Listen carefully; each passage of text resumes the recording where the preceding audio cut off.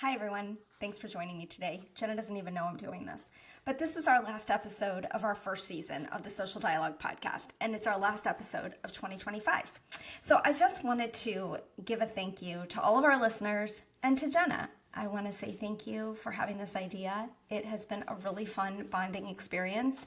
We both have crazy schedules that we have had to navigate around and get our guests scheduled, and just making sure we've got all of our tools and the Wi-Fi. And those of you who have been guests know that sometimes we have some Wi-Fi issues or we have a dog in the background. So I just want to say thank you. This last episode of the year is not at all about social media. Our guest today is one of my first friends from college, Pam Lookatch. We started this whole show. Our first episode was Jenna and I talking about how to find your friends in college, how sometimes freshman year does not go as smoothly as you think it's going to go, and sometimes it can take till sophomore year or even junior year to find your people.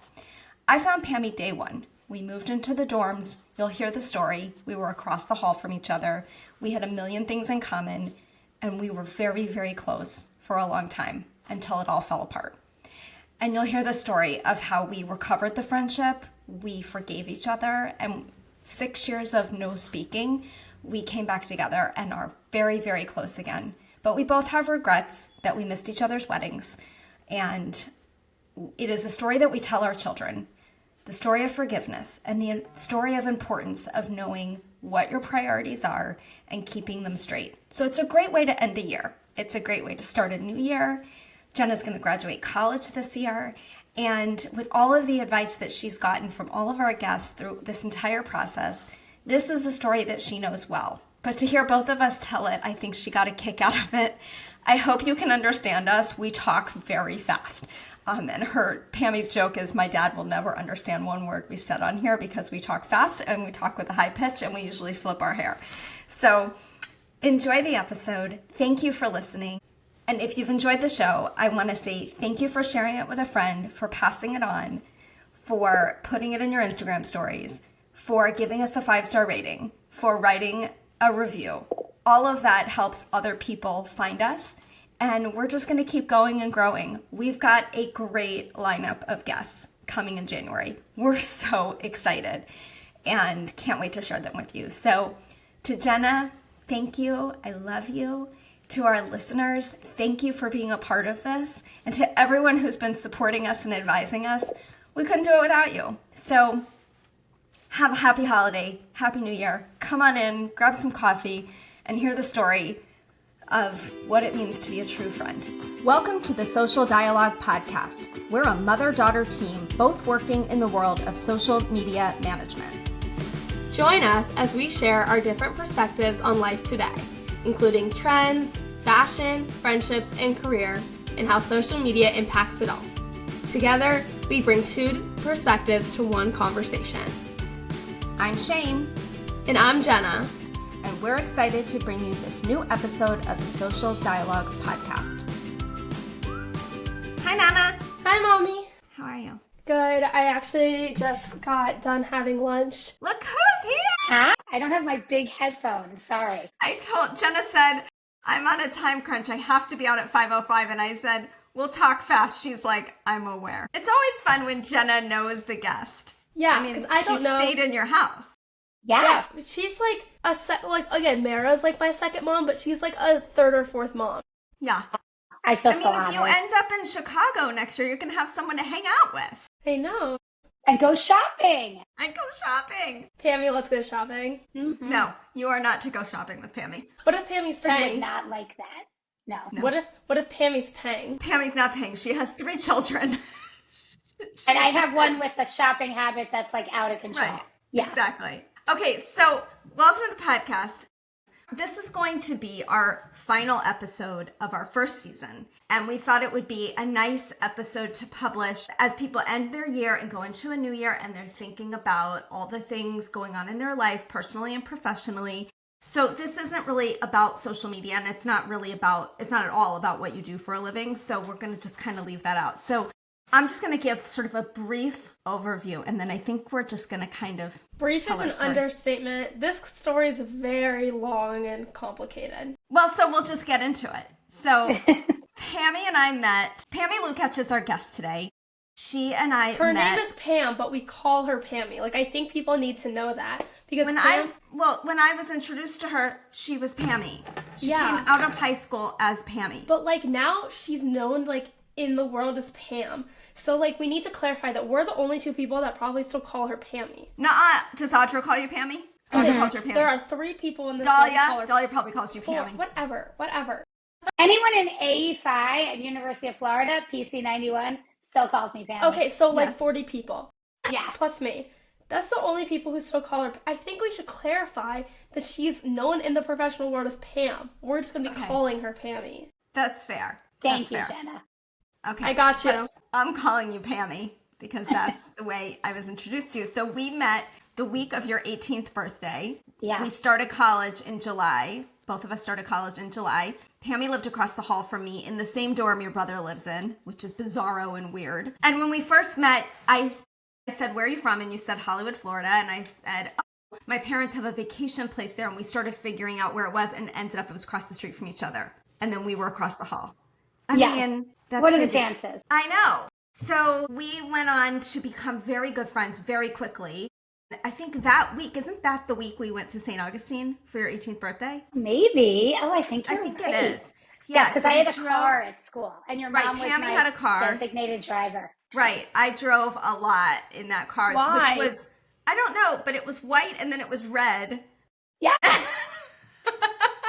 Yeah. And I drove the car a lot, and I had a very fun roommate who used to leave notes on the outside of the door that would say, Shane, sleep at Pammy's. So everyone knew what was going on in that room, and I had to go sleep in Pammy's extra long twin bed with her. So we became very good friends very quickly. And then we had a third. Dahlia was our third. We were basically like a threesome, all of us under 5 feet. We were very close friends for a very long time. And then senior year housing decisions were coming along. And this is different than your school, Jenna, where in the middle of sophomore year, everyone decides who they're living with senior year, which was weird. So weird. But this was probably like toward the end of junior year. And we decided we were going to live together. And it was me. Yeah. Towards the end, I was already abroad at that point. I know you didn't go abroad, but Go abroad. Yeah. This is how it was. We didn't live that kind of life. Right. Exactly. So it was me and Pammy and Dahlia and then Audra. So we had this apartment in the Polos. We had pink carpeting. Pammy and Audra shared a room because they both had serious boyfriends, so they weren't going to be there that much. And then Dahlia had I didn't have a serious boyfriend when we got the apartment. Wait, I'm going to tell you what happened. Okay, remember they opened that new, I'm assuming I could just like barge in here, but they had that new place which was like 4 apartments, like 4 rooms in an apartment. Yeah. So there was like 4. So that's how our trio became a foursome. See, I remember this.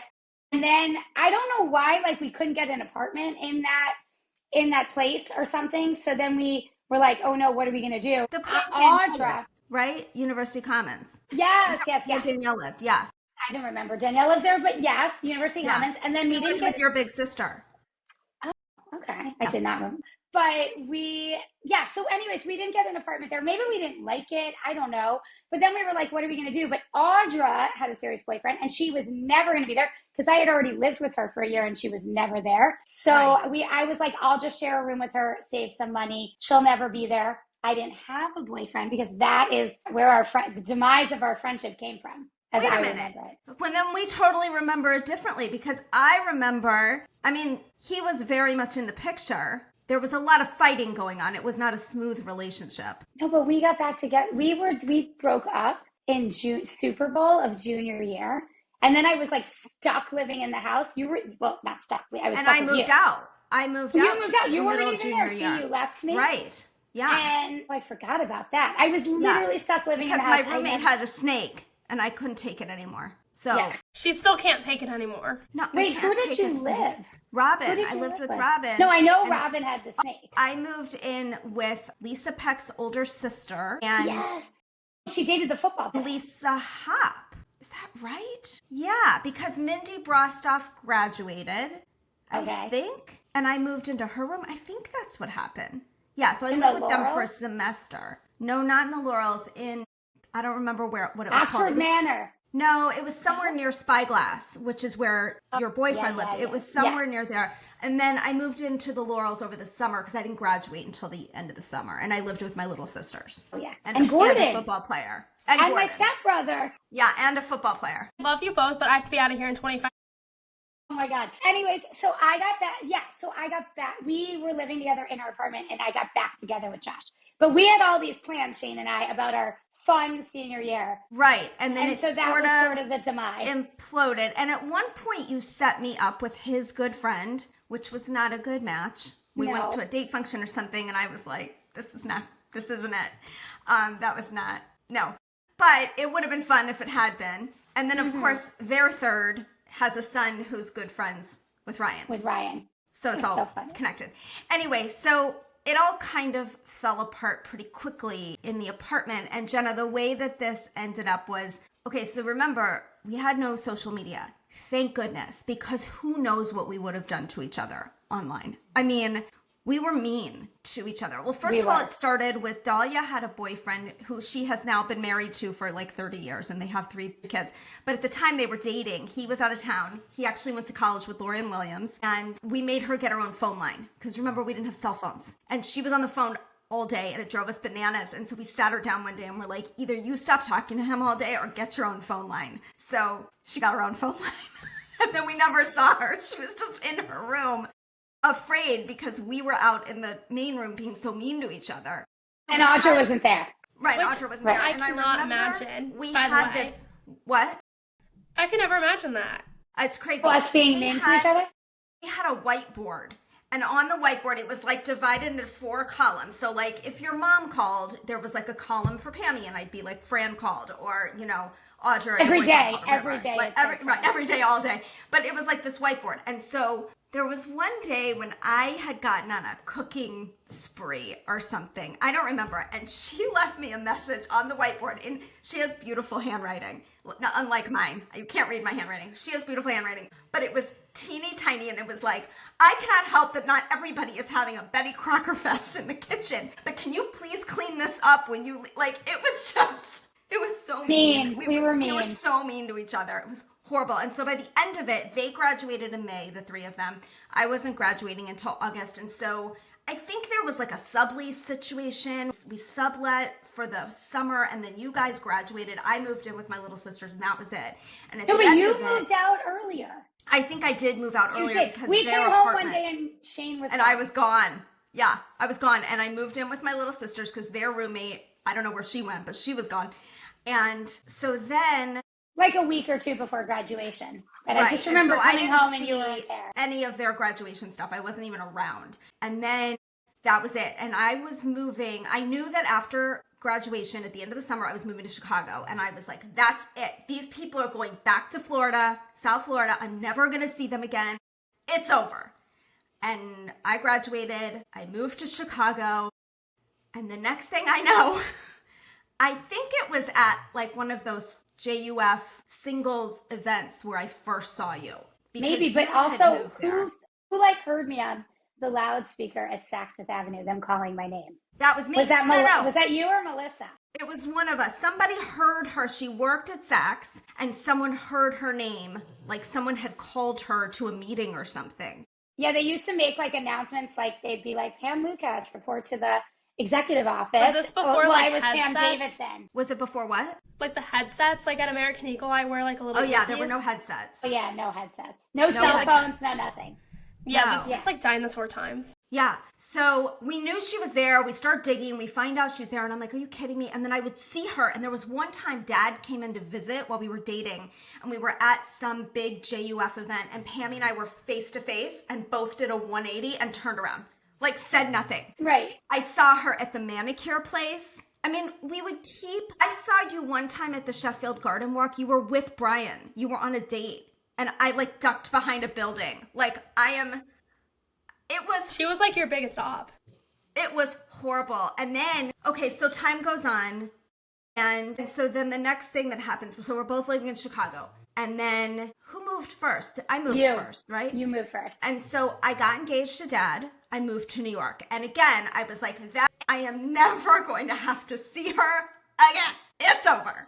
So I moved to New York. I lived on let me think. I think I lived on like the southeast corner of 72nd in York. And one day I get a call from Melissa, my big sister from the sorority, who also lived in New York. And she said, sit down. I'm like, oh God, what? I immediately knew. I said, she's moving here, isn't she? She said, not only is she moving to New York, she is moving to the northwest corner of 72nd in York.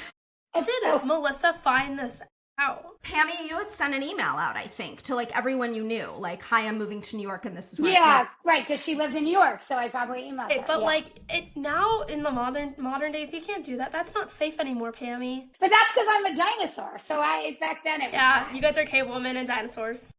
So I knew she was there, but like, what was I going to do, right? And so one day, I'm running for the bus. There was a bus that went, I guess it went down York Avenue, and then it went across at some point, and then 57. left on 6. Across on 57th and left on 6. So I was late for the bus. So I run for the bus, and like, I'm sure you've seen this, Jenna. I'm sure this happened to you when like you're late for the New York bus, and then you jump on and you're like stuck in the stairwell. So I'm stuck in the stairwell, and I look up, and there's Pami's ass in my face, and I'm like, kidding me? That is so funny. I totally remember. And then you got off at my same stop. And I followed you all the way down 6th Avenue. And we worked like a few buildings apart. Yeah. It was ridiculous. Crazy. Yeah. And I think we were already both married at that point. Yeah.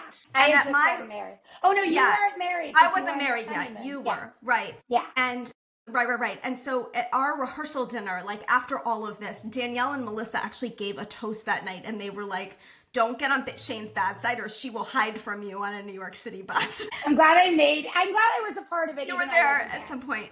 So we both got married. We were not at each other's weddings. This was like 6 years in. And then I got married. I went on my honeymoon. As you know, Dad and I were stuck in Tahiti for 4 extra days because of 9/11. We couldn't get home. And when we got home, we're living in New York City. Everybody's still reeling from 9/11. This was just a few days after. And it was between Rosh Hashanah and Yom Kippur. So it's during those 10 days. And I said, this is crazy. So I called Melissa and I said, can you get me her email address? And I emailed her and said, I call a truce. And she wrote me back, and I wish I still had it. I'm going to start crying. The most beautiful email I have ever gotten from anyone. See, now I'm going to start crying. It was so sweet and so just like it was over. After 6 years. And so we went to dinner at the Barking Dog Luncheonette.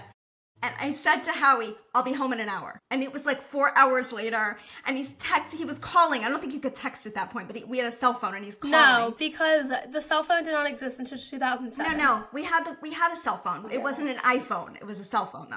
And I had a so BlackBerry. He kept calling. Yeah, I had like a little Nokia thing. He kept calling. He's like, when are you going to be home? Are you bringing me dinner? And ever since then, it is the story that we tell of forgiveness and of friendship. Like, it was like the universe was forcing us to be friends. Like, it wouldn't have it. That's true. That's our story. Yeah. By the way, I've probably heard this story 20 times. I could have told you that whole story. And Emma and Jordan and Ryan and Samara, you could all tell that story because I feel like it's an important story for people to know. And we've talked a lot on the podcast about like friendships in college and which ones stick and which ones don't. And Pami and I went through like a very roundabout story to get here. And now like she's one of my closest friends again. Like not a day was missed, but our wedding days were missed. I know, it was sad. And that sucks, you know? Yeah. So. And we always said when we have daughters, we're going to teach them that you should never do that because we miss so much time. And that's why we had to be at the Barking Dog for so long because we were trying to make up for lost time in one dinner. Right. And then we lived in New York, but like only for 9 months, not that long. A year. Yeah, maybe. Because mom and dad decided to be losers and moved to Louisville, Kentucky to raise a family. But you wouldn't be who you are without Louisville, Kentucky. That's right. You wouldn't.